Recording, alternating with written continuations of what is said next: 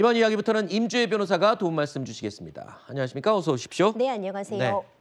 자, 많은 사람들이 이용하는 대중교통, 하루에도 수많은 일들이 벌어집니다. 하지만 이번 사건은 참 어떻게 설명하기 참 곤란합니다. 영상으로 설명드리겠습니다.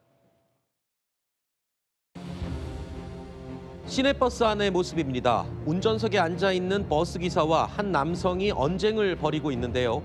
그러다 남성 갑자기 바지춤을 만지작거리더니 버스기사를 향해 소변을 봅니다. 놀란 버스기사는 곧바로 제지를 했는데요. 이 남성은 버스기사를 주먹으로 폭행까지 합니다. 버스기사는 얼굴을 부여잡고 고통스러워합니다.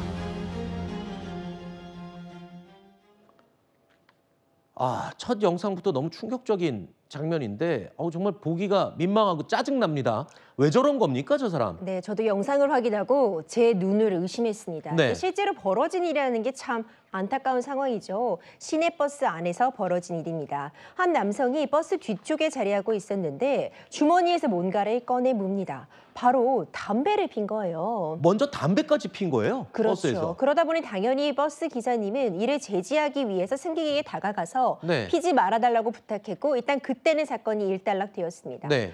그런데 다시 운행을 재개하자 잠시 뒤에 이 남성 또다시 담배를 꺼내 문 겁니다. 아하.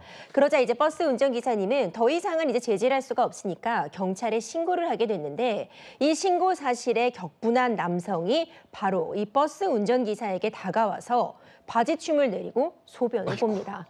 정말 충격적이죠. 네. 여기서 끝나지 않고요. 주먹을 휘두르면서 버스 기사님을 폭행하기까지 했습니다. 이 운전자 폭행하면 처벌 수위 굉장히 높아졌잖아요, 요즘. 그죠? 맞습니다. 말씀 주신 것처럼요. 일반 폭행보다 운전 중인 차량의 운전자를 폭행하는 경우에는 그렇죠. 처벌 수위가 훨씬 높아집니다. 특가법상 이제 운전자 폭행죄가 적용이 되게 되는데 그럼 형량도 굉장히 높아요. 5년 이하의 징역이나 2천만 원 이하의 벌금, 일반 폭행죄가 2년 이하의 징역인 것에 비해서 굉장히 높게 규정이 되어 있거든요. 그렇죠.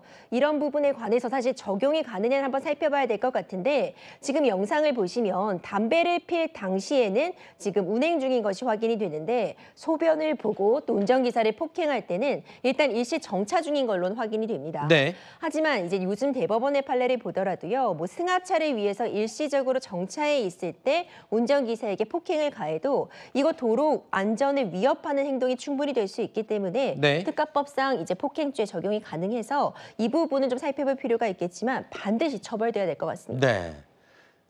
사실요, 이런 이 기사들을, 운전 중인 기사들을 폭행하는 사건 한두 번이 아니죠. 지난해에는 취객이 버스 기사를 폭행해서 한쪽 고막이 찢어지는 부상을 입힌 그런 사건도 있었고요.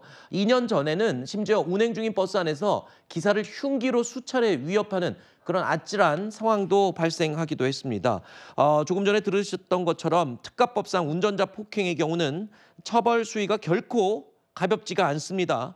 훨씬 더 엄한 처벌을 받는데 이렇게 버스기사나 택시기사를 폭행하는 사건 근절되지 않고 있습니다. 하지만 훨씬 더 무거운 처벌이 내려진다는 점 명심하셔야 될 것 같습니다.